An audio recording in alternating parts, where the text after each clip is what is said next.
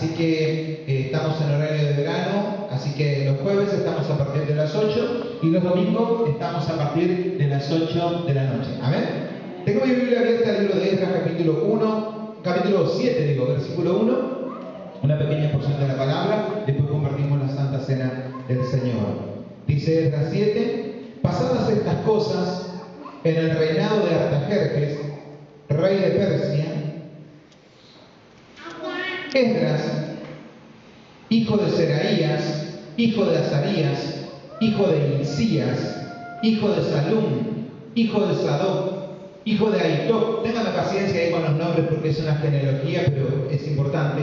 Dice, hijo de Amarías, versículo 3, hijo de Amarías, hijo de Azarías, hijo de Merayot, hijo de Seraías, hijo de Uzi, hijo de Buki, hijo de Abisúa, hijo de Finés, hijo de Eleazar, hijo de Aarón, primer sacerdote. Y el versículo 6 termina diciendo, este Esdras subió de Babilonia y era escriba diligente en la ley de Moisés que Jehová, el Dios de Israel, había dado. Y le concedió al rey todo lo que pidió, porque la mano de Jehová su Dios estaba sobre Esdras. ¿Cuántos creen que es palabra de Dios? Podemos decir amén. Gracias al Señor. Algo de lo que en este pasaje habla, en la Biblia usted va a encontrar varias veces las genealogías. Las genealogías es de qué descendencia, a qué descendencia pertenecía cada uno de los siervos de Dios o cada una de las personas que hablan. Porque para ellos era muy importante poder demostrar de qué linaje pertenecían. Es decir, la única forma que ellos, las promesas, la bendición, la gracia, la misericordia de Dios era para el pueblo de Dios, era para el pueblo de Israel, no era para nosotros, no se extendía a todo el mundo. Después vino la gracia del Señor, pero en ese momento estaba contenido en ellos. Entonces ellos, cuando querían saber si la promesa era para ellos, si la bendición era para ellos, si Dios al que prometía era a ellos tenían que saber si pertenecían al pueblo de Dios o no. Entonces ellos averiguaban en su genealogía y era importante saber quién era su papá, quién era su mamá, de qué descendencia venían. En este pasaje vemos de Esdras que Esdras se remonta su descendencia hasta Aarón. Esdras era descendiente del propio Aarón, primer sacerdote, o sea que del linaje de Esdras venía la línea sacerdotal y era un principal y sumo sacerdote descendiente de Esdras, ¿no es cierto? En la palabra del Señor, en este pasaje, ya te digo, por eso usted cuando vea la Biblia, va a ver varias veces que va a haber genealogías.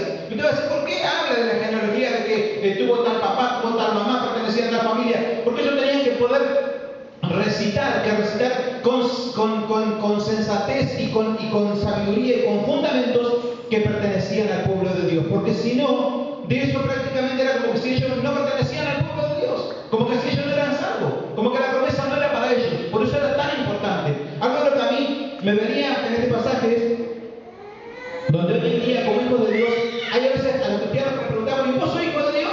Y te dicen, no sé. ¿Y sos salvo? No sé, me parece, tal vez, capaz. ¿Y vos estás seguro que Dios te salvó? ¿Que vos perteneces al reino de Dios? ¿Que vos sos un hijo de Dios? No sé. Y acá estamos, dice, ¿cuándo? Digo, bueno, tirando por no aflojar. Y a veces aflojando para que no se corte. Pero no saben si son hijos de Dios, si van, si bien. El hijo de Dios en aquel entonces tenía que poder saber si era hijo de Dios. Porque si no era hijo de Dios, para él no era la promesa. Por eso cuando Jesús le habla a ellos, le dice, ustedes son hijos del diablo, le dice en un momento a los fariseos, porque el que hace pecado es hijo del diablo. Y ellos le dicen, no, hijos de Abraham somos, le dicen. Y Jesús en una palabra fuerte le dice, les digo que Dios aún puede levantar hijos a Abraham de estas piedras. Le da una palabra fuerte, le da una palabra dura. Porque hasta ese momento la salvación era para ellos. Pero cuando Cristo vino, dice que el Hijo de Dios vino, ¿no es cierto?, para hacerse hijo de hombre, para que nosotros que éramos hijos de los hombres pudiésemos ser hechos hijos de Dios. ¿Cuántos lo entienden? ¿Cuántos dicen amén? Esa es la promesa del Señor y nosotros tenemos que estar seguros, porque hay unos que dicen, todos somos hijos de Dios. Eso es mentira, eso no es bíblico. Todos somos criaturas de Dios, todos somos creación de Dios. Dios creó a todos, pero dice en el libro de Juan que solamente a los que creen en su nombre, Dios le dio potestad, Dios le dio el poder de ser hechos hijos de Dios. Yo soy hijo de Dios porque creo en Jesucristo. ¿Cuántos están entendiendo? Por eso es importante que yo sepa que soy un hijo de Dios. Era importante que ellos sepan que ellos pertenecían al pueblo de Dios, porque eso marcaba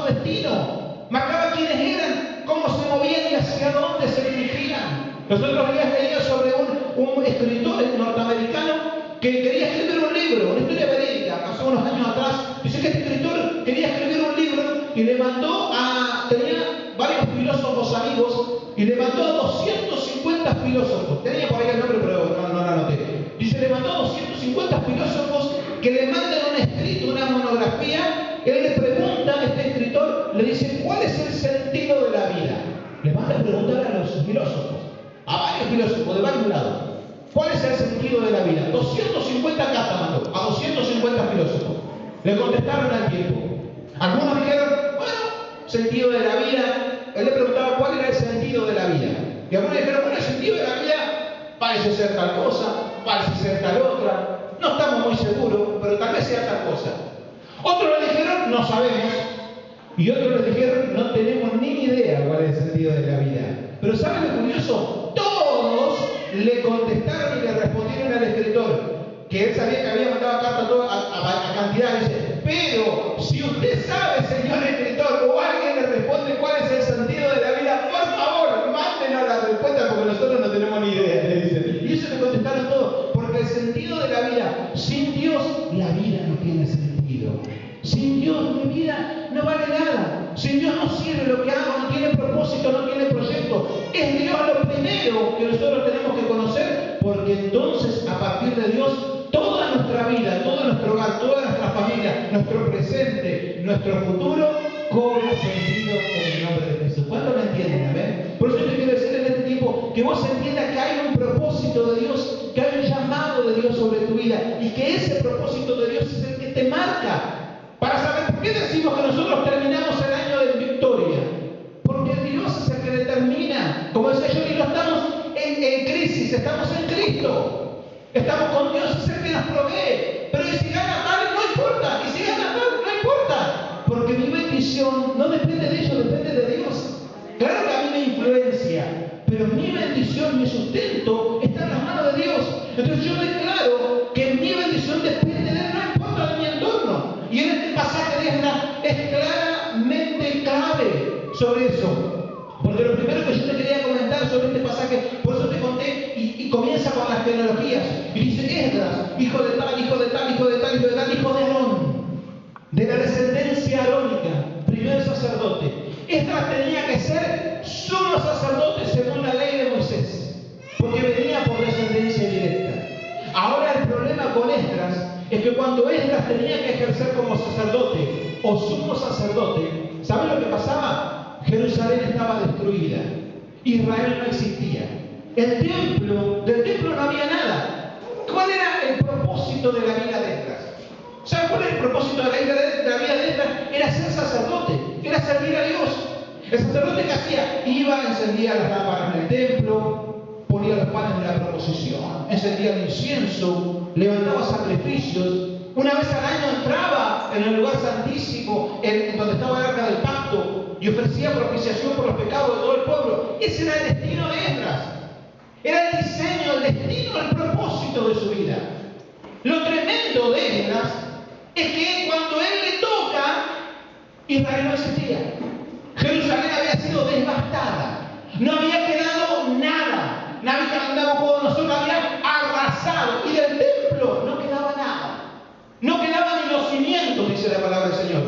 Y todos habían sido dispersados por distintas ciudades, incluido Esdras. Esdras no estaba en Israel, no estaba en Jerusalén. Había sido dispersado en la diáspora a todas las naciones de Babilonia, junto con todos los otros. Ahora, imagínense qué terrible. El propósito de tu vida es para lo único que vos fuiste formado y creado, era para eso.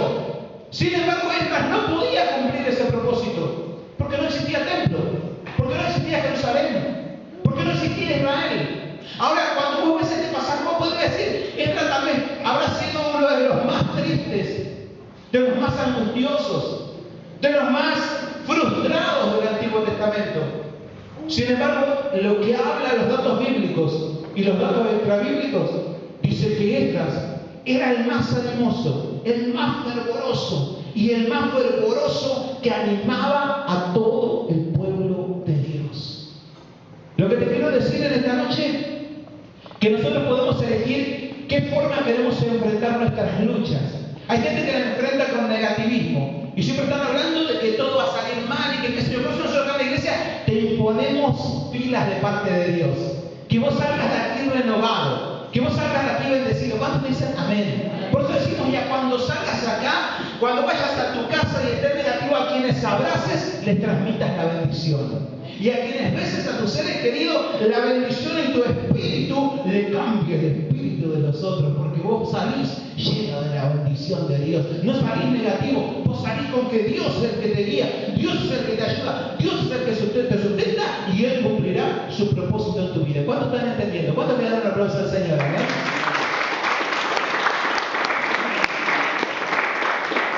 Es dos formas de ver la vida. Me hacía acordar una historia donde dice que hay dos vendedores de zapatos que se van a África y dice que los manda la empresa, uno era negativo y otro era positivo. El negativo al otro día llama a la empresa desde África y le dice: miren, no pongan una empresa aquí, le dice el negativo, porque en África todos andan descalzos, nadie va a comprar los zapatos. El positivo llama a la empresa y le dice: mire, pongan urgente una empresa aquí, dice, porque nos vamos a llenar de plata. Todo el mundo necesita zapatos porque nadie tiene zapatos. La misma situación, pero dos formas de verlo. ¿Cómo estamos viendo nuestra realidad? Dice la palabra del Señor, por eso dice: este Esdras fue bendecido. Este Esdras se instruyó en la palabra de Dios. Y este Esdras volvió a Jerusalén y reedificó Jerusalén. ¿Cómo estamos? Ya te digo, el único propósito de su vida era el ser sumo sacerdote. Ser sacerdote, es más, nunca ejerció el sumo sacerdocio. A lo sumo tal vez ejerció el sacerdocio. Lo que más ejerció fue predicar la palabra del Señor. Y como dice la Biblia, dice que el Esdras era una persona animosa a pesar de su situación. Dice que él iba de ciudad en ciudad, de pueblo en pueblo, y no era que la gente le daba ánimo a él, le decía: pobrecito Esdras, mira, yo más tengo, la gente dice: Esdras no tenía iglesia, Esdras era un pastor sin iglesia, era un predicador que no sabía cómo cumplir su función. No te hace falta tener una iglesia o un púlpito para predicar, puedes predicar en cualquier lado. Esdras no tenía templo, y sin embargo él predicaba de la palabra del Señor. Dice que Esdras había recuperado unas cartas de Jeremías, donde hablaba de la profecía de los 70 años.